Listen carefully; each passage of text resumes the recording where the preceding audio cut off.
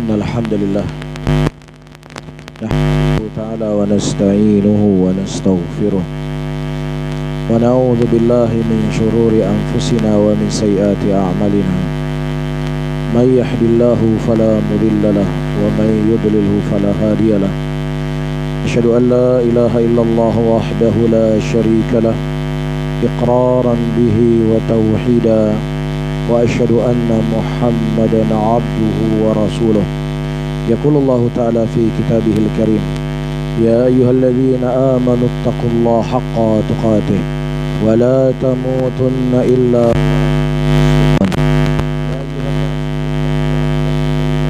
خلقكم من نفس واحدة وخلق منها زوجها وبث منهما رجالا كثيرا ونساء واتقوا الله الذي تساءلون به والأرحام إن الله كان عليكم رقيبا يا أيها الذين آمنوا اتقوا الله وقولوا قولا سديدا يصلح لكم أعمالكم ويغفر لكم ذنوبكم ومن يطع الله فقد فاز فوزا عظيما فإن أصدق الحديث كتاب الله وخير الحديث محمد صلى الله عليه وسلم وشر الأمور محدثاتها فإن كل محدثة بدعة وكل بدعة ضلالة وكل ضلالة في النار أعاذنا الله وإياكم عن النار.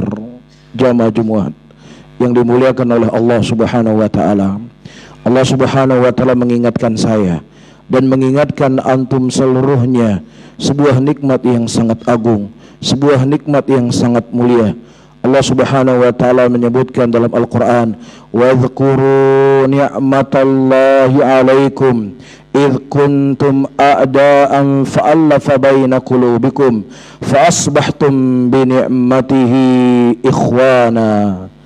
Ingatlah oleh kalian, kata Allah, wadhkuru ni'matallahi 'alaikum, nikmat yang Allah Subhanahu wa taala berikan kepada kalian yang tadinya kalian saling bermusuhan, kemudian dengan nikmat Allah tabaraka wa taala Allah Subhanahu wa taala mempersaudarakan di antara kalian.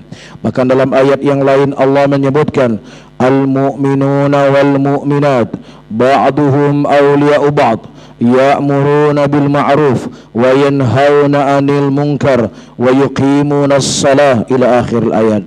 Kaum mukminin dan kaum mukminat mereka bersaudara antara satu dengan yang lainnya, yang kemudian mereka mengajak manusia kepada perkara yang ma'ruf dan mereka mencegah manusia dari perkara yang mungkar, dan kemudian mereka menegakkan salat dan kemudian mereka membayar zakat. Ayat ini Allah Subhanahu wa taala menyebutkan sekian banyak amalan-amalan saleh, amalan-amalan yang agung dari salat, dari zakat. Namun subhanallah, Allah Subhanahu wa taala menyebutkan pertama kali dalam ayat ini adalah al-mu'minuna wal mu'minat ba'duhum awliya'u ba'd. Kaum mukminin dan kaum mukminat mereka bersaudara, saling mencintai satu dengan yang lainnya. Ini menunjukkan kepada kita bahwa nikmat persaudaraan adalah nikmat yang besar, nikmat yang agung. Maka wajib bagi setiap muslim dan setiap muslimah untuk menjaga persaudaraan yang telah Allah jadikan sebagai ikatan kekuatan kaum mukminin. Makanya Nabi kita Muhammad sallallahu alaihi wasallam ketika beliau datang ke kota Madinah, yang pertama kali dibangun oleh Nabi sallallahu alaihi wasallam adalah membangun ukhuwah, membangun persaudaraan antara kaum muhajirin dengan kaum ansar yang sebelumnya di kota Madinah ada dua suku besar, Aus wal Khazraj, yang mereka berperang ratusan tahun lamanya. Dan subhanallah, dengan datangnya Islam, karena Islam adalah agama yang ingin menyatukan, Islam adalah agama yang ingin mempererat persaudaraan. Islam bukan agama yang dibangun di atas permusuhan. Islam bukan agama yang dibangun di atas perpecahan. Makanya Nabi kita Muhammad sallallahu alaihi wasallam, sebagaimana diceritakan oleh Abdullah bin Salam, seorang pendeta Yahudi yang dia berdoa kepada Allah Subhanahu wa taala dipanjangkan umurnya agar bisa bertemu dengan Nabi Muhammad sallallahu alaihi wasallam. Ketika Rasulullah sallallahu alaihi wasallam mendatangi kota Madinah dan beliau mengkhabarkan awal kalimat yang aku dengar dari mulut Nabi Muhammad sallallahu alaihi wasallam, ya ayyuhan nas afshus salam wa at'imut ta'am wa sallu bil arham wa sallu bil lail wan nasu niyamun tadkhul jannata bis salam. Wahai kalian para manusia, wahai seluruh manusia, sebarkan salam di antara kalian, berikanlah makanan kepada orang yang membutuhkan, dan tambunglah tali silaturahmi, dan salatlah kalian di malam hari ketika manusia dalam keadaan tertidur, dan kalian akan masuk ke dalam surga dalam keadaan selamat. Subhanallah. Materi-materi yang dipilih oleh Nabi sallallahu alaihi wasallam, dan ini merupakan awal-awal materi yang Rasulullah sallallahu alaihi wasallam tancapkan di hati kaum muslimin pada waktu itu, yaitu persaudaraan. Iya, karena dengan silaturahmi akan terjalin persaudaraan. Dengan menyebarkan salam akan saling mencintai satu dengan yang lainnya. Bahkan Rasulullah sallallahu alaihi wasallam menjamin orang-orang yang mereka menjaga persatuan, menjaga ukhuwah dengan menyebarkan salam. Rasulullah menjamin mereka akan masuk ke dalam surganya Allah tabaraka wa taala. Nabi sallallahu alaihi wasallam menyebutkan dalam hadis dari Abu Hurairah radhiyallahu taala anhu yang dikeluarkan oleh Imam Muslim dalam sahihnya, la yadkhulul jannah hatta tu'minu wa la tu'minu hatta tahabbu wal adullukum ala syai'in idza fa'altumuh tahabbabtum bainakum afshus salam bainakum. Nabi sallallahu alaihi wasallam mengatakan, kalian tidak akan pernah masuk ke dalam surganya Allah Subhanahu wa taala sampai kalian menjadi orang-orang yang beriman, dan kalian tidak dikatakan sebagai orang yang beriman sampai kalian saling mencintai satu dengan lainnya. Dan maukah kutunjukkan, kata Rasulullah, sebuah amalan yang apabila kalian melakukannya kalian akan saling mencintai satu dengan yang lainnya.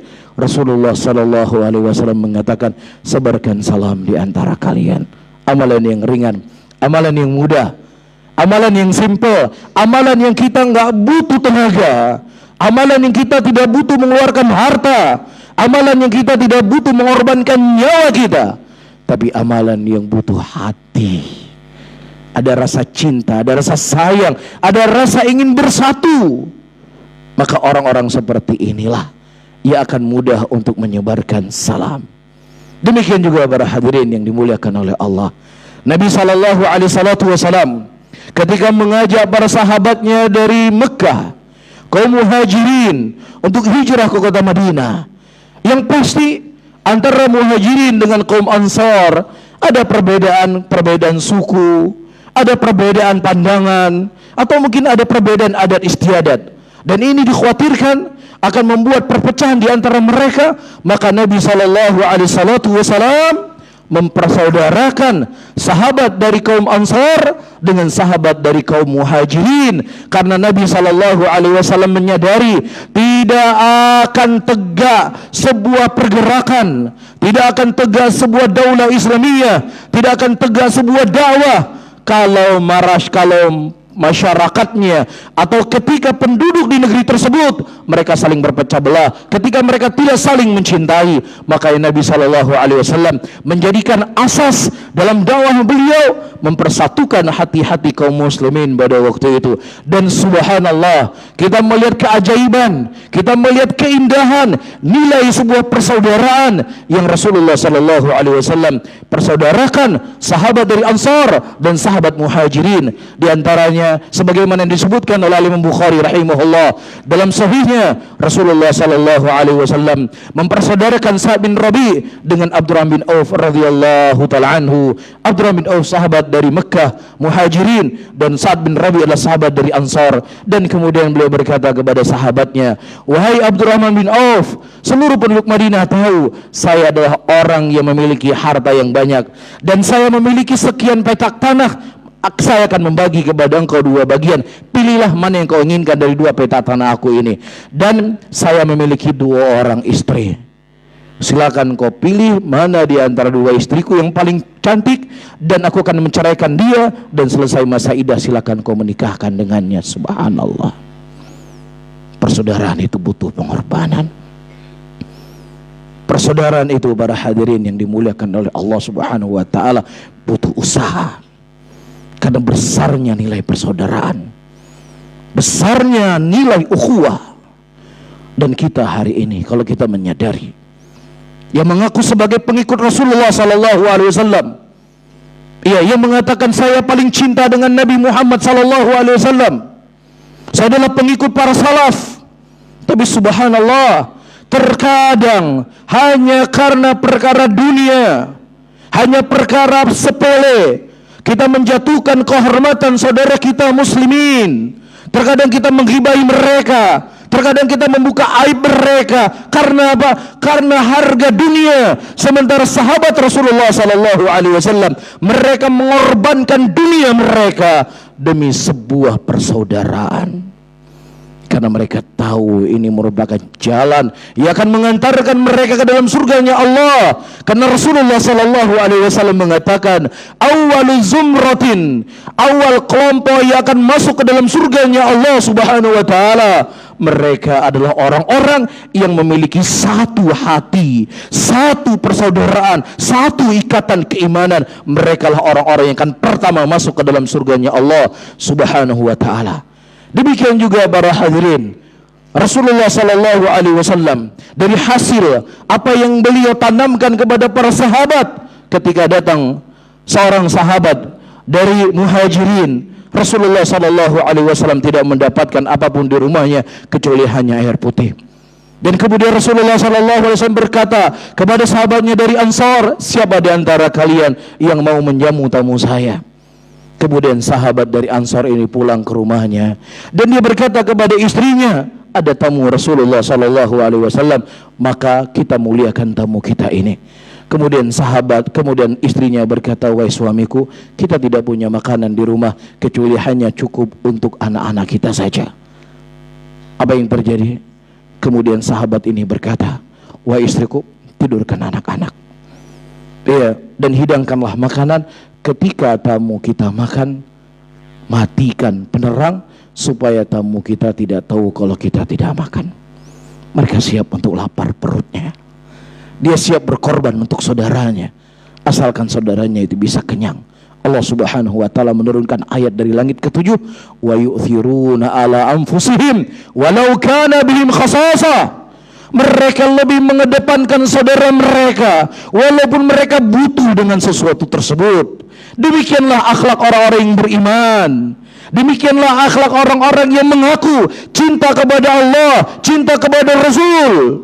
Hal segalanya dia siap pertaruhkan kepada saudaranya karena nilai sebuah persaudaraan.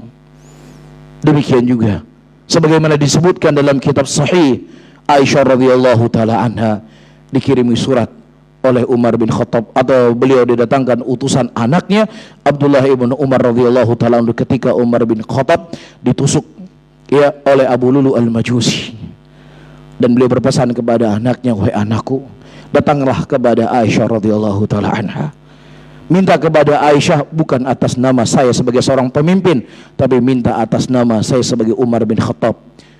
Apa permintaannya? Untuk aku bisa dikubur di samping Rasulullah sallallahu alaihi wasallam dan Abu Bakar As-Siddiq radhiyallahu taala anhu. Yang kita ketahui bahwasanya makamnya Rasulullah sallallahu alaihi wasallam berada di kamarnya, yaitu di kamarnya Aisyah radhiyallahu taala anha, kamar yang kecil, bukan kamar yang luas. Yang Aisyah radhiyallahu taala anha beliau mempersiapkan ada space yang akan beliau ditanam di situ supaya beliau bisa dekat dengan suaminya dan agar beliau bisa dekat dengan ayahanda beliau Abu Bakar As-Siddiq radhiyallahu taala anhu. Tapi ketika Umar bin Khattab radhiyallahu taala anhu meminta kepada Aisyah radhiyallahu taala anha agar bisa dikubur di antara sahabatnya beliau, yaitu Rasulullah sallallahu alaihi wasallam dan Abu Bakar As-Siddiq radhiyallahu taala anhu, kemudian Aisyah radhiyallahu taala anha memberikan jatah kepada beliau. Jatah. Ya, siapa yang tidak ingin dikubur di samping Rasul sallallahu alaihi wasallam? Kalau kita punya tanah 1 hektar di tengah kota Jakarta, ya pasti orang-orang beriman siap untuk menggantikan 1 hektar itu agar dia bisa dapat 1 meter, bisa bertetanggaan dengan Nabi Muhammad sallallahu alaihi wasallam. Pengorbanan yang besar para hadirin yang dimuliakan oleh Allah, karena permintaan saudaranya Aisyah radhiyallahu taala anha merelakan untuk memberikan lahan yang sempit tersebut ya untuk mengubur Umar bin Khattab radhiyallahu taala anhu. Dan disebutkan setelahnya para hadirin ya Aisyah radhiyallahu taala anha yang biasanya beliau membuka hijab beliau, membuka aurat beliau di kamar beliau, karena di situ memang mahramnya beliau. Ketika Umar bin Khattab radhiyallahu taala anhu masuk ke rumah beliau, beliau selalu menutup aurat beliau karena ada orang yang bukan mahram dari beliau. Subhanallah, ini sesuatu yang sulit, ini sesuatu yang besar. Ya, ini pemberian yang sangat berharga. Tapi Aisyah radhiyallahu taala dididik oleh Nabi sallallahu alaihi wasallam harga sebuah persaudaraan, harga sebuah ukhuwah, harga sebuah ikatan keimanan. Maka siapa yang mencintai Rasulullah, cintailah orang-orang yang dicintai oleh Nabi sallallahu alaihi wasallam. Dan Nabi sallallahu alaihi wasallam paling mencintai umatnya, mencintai orang-orang yang mengucapkan asyhadu an la ilaha illallah, mengucapkan asyhadu anna Muhammadur Rasulullah. Bahkan Nabi sallallahu alaihi wasallam menyebutkan dalam hadisnya, likullin nabiyyin da'watun mustajabatun. Setiap nabi itu ada doa yang dijabahi oleh Allah Subhanahu wa taala, dan Nabi jadikan doa yang diijabahi tersebut para hadirin dan hadirat beliau simpan untuk umatnya. Padahal kita tahu Nabi butuh doa ketika beliau diusir, ketika beliau diintimidasi, ketika beliau diperangi oleh musyrikin pada waktu itu. Tetapi Nabi simpan doa itu untuk umatnya, menunjukkan beliau sangat cinta kepada umatnya. Beliau yang mengucapkan asyhadu an la ilaha illallah wa asyhadu anna Muhammadar Rasulullah. Disinilah dipertaruhkan keimanan kita para hadirin yang dimuliakan oleh Allah. Kalau kita cinta kepada Rasulullah sallallahu alaihi wasallam, maka cintailah umat beliau, umat Nabi Muhammad sallallahu alaihi salatu wasallam. Barakallahu li wa lakum fil Qur'anil azim wa nafa'ani wa iyyakum bima fihi minal ayati wa dzikril hakim. Fataqabbalallahu minni wa minkum innahu sami'un alim.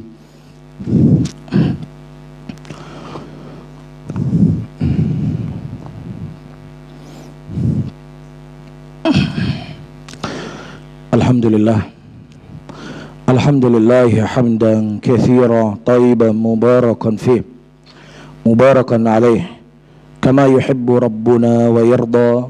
Wa usalli wa usallim ala nabiyina al-karim Muhammadin wa ala alihi wa ashabihi wa man tabi'ahum bi ihsanin ila yaumiddin. Saudara-saudaraku kaum muslimin jamaah Jumat yang dimuliakan oleh Allah Subhanahu wa taala, kalau kita memperhatikan lebih seksama dan lebih teliti syariat Allah Subhanahu wa taala, maka kita akan mendapatkan seluruh syariat Allah Subhanahu wa taala di dalamnya adalah untuk membentuk ukhuwah dan persaudaraan di antara muslimin. Bahkan larangan-larangan yang ada dalam syariat Islam terkadang itu kembali ya kepada persaudaraan agar tidak terpecah. Saya sebutkan beberapa hal. Pertama, para hadirin yang dimuliakan oleh Allah, dalam syariat Islam ada yang namanya salat berjamaah. Salat berjamaah ini esensinya bukan hanya sekedar ruku dan sujud, tapi juga diantara makna salat berjamaah 1 hari 1 malam 5 kali, agar muslimin itu mereka berkumpul di satu tempat. Ya, mereka berdiri dengan satu shaf yang rapat. Agar apa? Agar ada rasa cinta di antara mereka. Mereka bertemu, saling sapa, mengucapkan assalamualaikum warahmatullah. Itu diinginkan dalam syariat. Dan kemudian dalam syariat Islam Allah jadikan sesuatu yang lebih luas.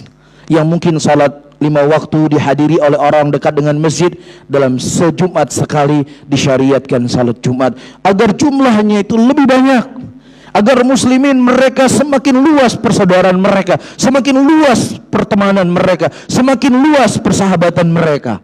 Dan subhanallah, dalam 1 tahun, iya, dalam setiap daerah ada masjid-masjid, kemudian dikumpulkan mereka di musalla, di tempat yang lebih luas, agar mereka juga bisa bertemu, saling sapa.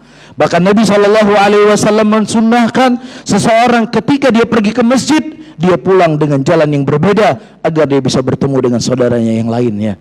Dan begitu juga para hadirin yang lebih besar lagi, Allah Subhanahu wa taala mensyariatkan yang namanya haji. Lagi-lagi kita katakan esensi haji bukan hanya wukuf di Arafah ataukah mabit di Muzdalifah atau yang semisalnya, tapi juga daripada esensi haji berkumpulnya seluruh manusia dari beraneka ragam suku, dari beraneka ragam bangsa dan negara, berkumpul dalam satu tempat dengan pakaian yang sama, dengan tujuan yang sama, dengan talbiyah yang sama, dan tujuannya adalah untuk menyatukan hati orang-orang beriman dan syariat-syariat yang lain yang begitu banyak. Demikian juga dalam Islam, dilarang seseorang membeli apa yang dibeli oleh saudaranya. Dalam Islam dilarang seseorang menawar apa yang ditawar oleh saudaranya. Dalam Islam seseorang melarang mengkhidbah siapa yang telah dikhidbah oleh saudaranya. Kenapa para hadirin? Supaya tidak ada sesuatu dalam hati mereka. Begitu juga dalam Islam itu mengharamkan yang namanya judi. Dalam Islam itu mengharamkan yang namanya riba. Kenapa? Karena judi dan riba ini akan ada permusuhan dalam hati umat, dalam hati manusia, sehingga ditutup dan diharamkan dalam Islam. Karena orang berjudi, ada permusuhan antara A dan si B ketika dia berjudi. Maka tidak ada satupun syariat Allah kecuali di dalamnya Allah ingin memperlihatkan dan mengajarkan kepada kita akan besarnya sebuah ukhuwah dan sebuah persaudaraan. Innallaha wa malaikatahu yusalluna 'alan nabi ya ayyuhalladzina amanu sallu 'alaihi wa sallimu taslima. Allahumma salli ala sayyidina Muhammad wa ala ali Muhammad kama sallaita ala Ibrahim wa ala ali Ibrahim innaka Hamidun Majid. Allahumma ighfir lil muslimina wal muslimat wal mu'minina wal mu'minat al ahya'i wal amwat. Rabbana atina fid dunya hasanah wa fil akhirati hasanah wa qina adzaban nar. Akhiru da'wana wa aqimus salah.